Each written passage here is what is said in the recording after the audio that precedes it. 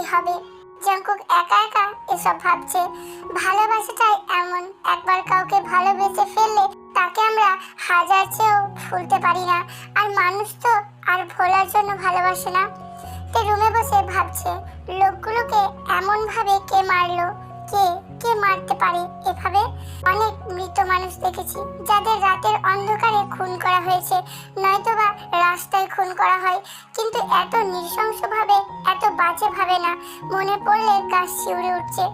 তে সব ভাবতে ভাবতে ঘুমিয়ে পড়ে। সন্ধ্যায় তের ঘুম ভাঙে। সন্ধ্যা হয়ে গিয়েছে, যাই গিয়ে কিছুক্ষণ পড়ি। তে পড়ার টেবিলে বসে পড়ছিল।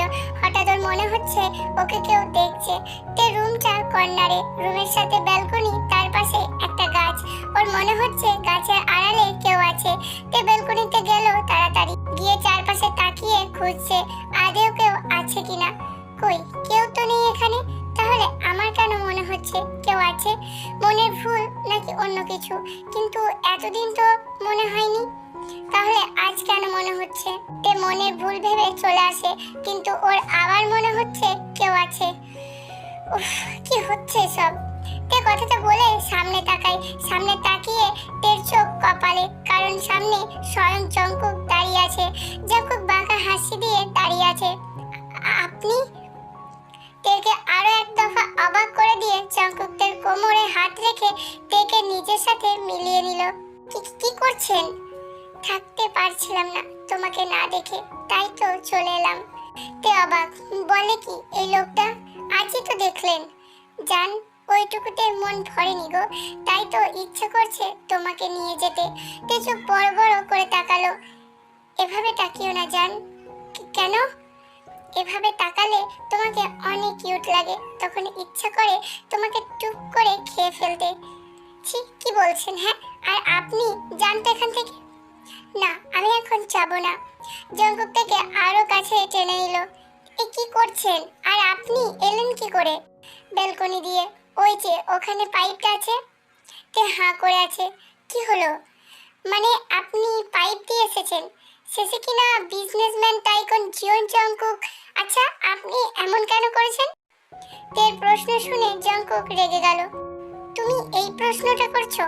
আমি তো আগেই বলেছি আমি তোমাকে ভালোবাসি। প্লিজ তে, বোঝার ট্রাই করো। আমি সত্যিই তোমাকে অনেক ভালোবাসি। একটু ভালোবাসা দাও আমাকে, আমার বুকের আগুনকে নিভিয়ে দাও প্লিজ। জঙ্কুক কথা বলতে বলতে কান্নাই করে দিয়েছে। যে জঙ্কুকের চোখে পানি আজ অব্দি কেউ দেখেনি। হ্যাঁ, জঙ্কুক ছোট থাকতে হয়তো দেখেছে, কিন্তু জঙ্কুকের মাফিয়া জগতে যাওয়ার পর কেউ দেখেনি। নিজেকে করে তুলেছিল একটা পাথর, কিন্তু কে জানতো তে নামক মেয়েটি দেখার পর জঙ্কুক এই মেয়েটিকে এভাবে ভালোবাসবে। তেও অবাক চোখে জঙ্কুককে দেখছে। ও হয়তো কল্পনাও করেনি যে জঙ্কুক ওর জন্য, লাইক ওর মতো সাধারণ একটা মেয়ের জন্য কান্না করবে। কিন্তু কথাতেই আছে, আমরা যেগুলো কল্পনাও করি না, অনেক সময় সেগুলো বাস্তব হয়ে আমাদের সামনে ধরা দেয়। তের ক্ষেত্রেও এখন সেটাই হচ্ছে। এই কথাটা যে বলেছিল সে হয়তো তের জন্যই কথাটা বলে গিয়েছে। জঙ্কুক নিজেকে সামলে বলল, জানো তে, কেউ না আমাকে ভালোবাসে না, সবাই শুধু ছেড়ে চলে যায়। হ্যাঁ, যাকে ভালোবাসি সেই ছেড়ে চলে যায়। জঙ্কুক নিজেও বুঝতে পারছে না ওর কি হয়েছে, কেন ও এসব থেকে বলছে। হ্যাঁ, হয়তো এত ভালোবাসে তাই। যাকে ভালোবাসা যায় তার কাছে থেকে কিছু লুকানো যায় না। আমাকে ভালোবাসবে, আমি কোনোদিনও তোমাকে কষ্ট দিব না, প্রমিস। জঙ্কুক ভেবেছিল হয়তো তে হ্যাঁ বলবে, কিন্তু জঙ্কুককে অবাক করে দিয়ে তে বলল, আপনি কি আমাকে ইমোশনালি ব্ল্যাকমেল করছেন? হ্যাঁ, করতেই পারেন আপনি। যেটা আপনার পছন্দ হয় সেটা আপনার চাই, তাই না? তার জন্য এতক্ষণ এসব বলছিলেন। দেখুন মিস্টার জঙ্কুক, আমি আপনাকে ভালোবাসি না। আমি অন্য মেয়েদের মতো নই যে কিনা টাকা পয়সা আর চেহারা দেখে পাগল হব। আমি বিশ্বাস করি না আপনাকে। আপনার মতো এত হ্যান্ডসাম আর রিচ ছেলে আমার মতো একটা সাধারণ মেয়েকে কেন ভালোবাসবে? হয়। জঙ্কুকের চোখ দুটো লাল হয়ে গেছে। জঙ্কুক দাঁতের দাঁত চেপে আছে, আর সহ্য করতে পারলো না। তের মুখ চেপে ধরলো। ভালোবাসা কি টাকা পয়সা বা চেহারা দেখে হয়? আমি তোকে ভালোবাসি, বুঝেছিস? তুই আমাকে ভালোবাসবি, তুই আমাকে ভালোবাসতে বাধ্য। তুই শুধু আমার। আমি কালকেই আবার আসবো। তে ভয়ে কুকড়িয়ে গিয়েছে আর ব্যথাও পাচ্ছে। ওর চোখে পানি চলে এলো। আই এম সরি সুইটহার্ট, আমি তোমাকে হার্ট করতে চাইনি, কিন্তু তুমি এসব কেন বললে? আমি তোমাকে ভালোবাসি, তোমাকে চাই, আমার আর কিছু চাই না জান। তে জাস্ট অবাক। জঙ্কুক এমন করছে যেন তে না, জঙ্কুক নিজেই ব্যথা পেয়েছে। শোনো, কখনো কান্না করবে না, তোমার কান্না কিন্তু আমি সহ্য করতে পারি না, বুকে খুব ব্যথা করে। কান্না করবে না জান। এখন আসছি, কাল আবার আসবো। জঙ্কুক ব্যালকনি পর্যন্ত গিয়ে আবার এলো। তের কপালে আলতো করে চুমু খেলো। তে চোখ লাড্ডু করে তাকিয়ে আছে। কাল ভার্সিটিতে যেতে হবে না, ওকে? তে যেন কি হলো, তেও মাথা নেড়ে হ্যাঁ বলল। জঙ্কুক চলে গেল, আর তে সে তো ভাবনার জগতে ডুব দিল। জঙ্কুক গাড়ি ড্রাইভ করে বাড়ি চলে আসে। রুমে বসে আছে আর মুচকি মুচকি হাসছে। ওর সব ভাবনা এখন ওর তেকে নিয়ে।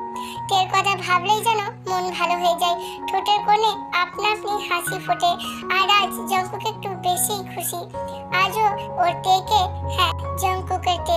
জঙ্কুক তো তাই ভাবে, প্রথম ভালোবাসার স্পর্শ কপালে এঁকে দিয়েছে। জঙ্কুক গিয়ে তার ছবির সামনে দাঁড়ায়।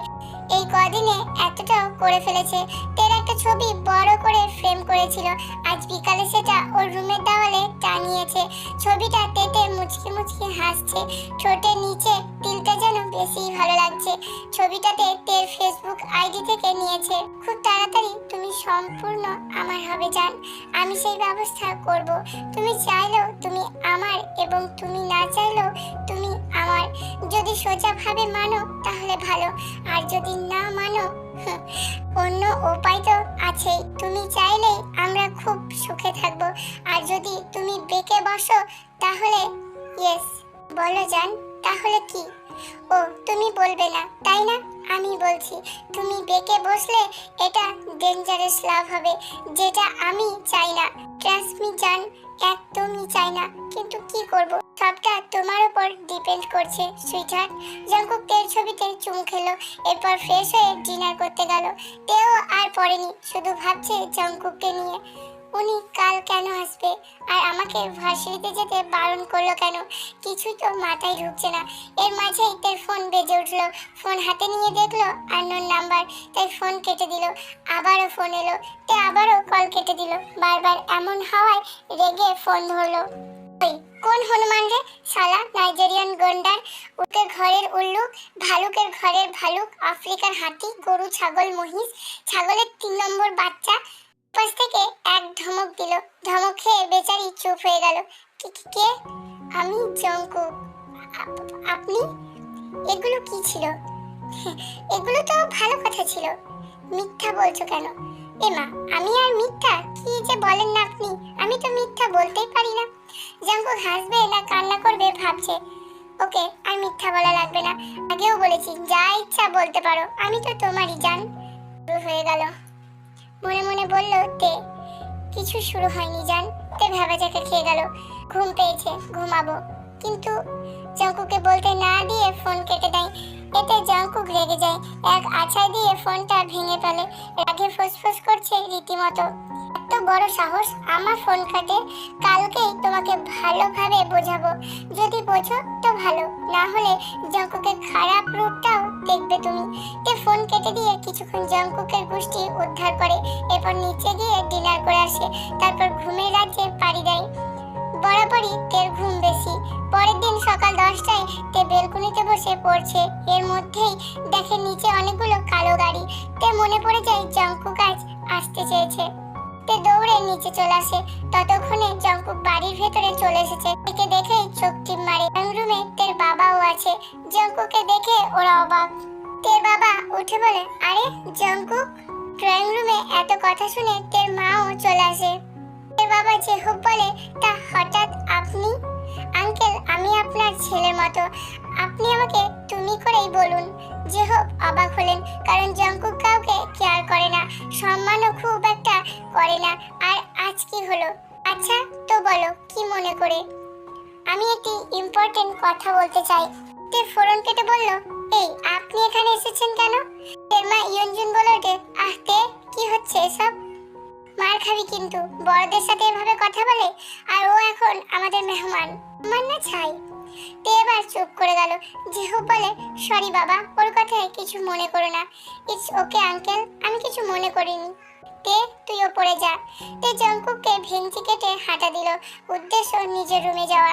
হ্যাঁ তুমি বলো, কি বলবে?